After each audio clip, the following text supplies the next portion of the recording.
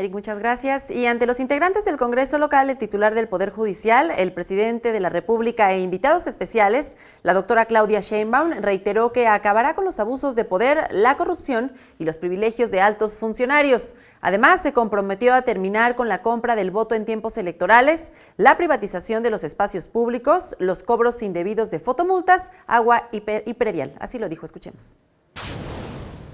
Protesto guardar y hacer guardar la Constitución política de los Estados Unidos mexicanos, la Constitución política de la Ciudad de México y las leyes que de ellas emanen, desempeñar leal y patrióticamente el cargo de jefa de gobierno de la Ciudad de México, mirando en todo por el bien y prosperidad de la Unión y de la ciudad, y si así no lo hiciere, que el pueblo me lo demande.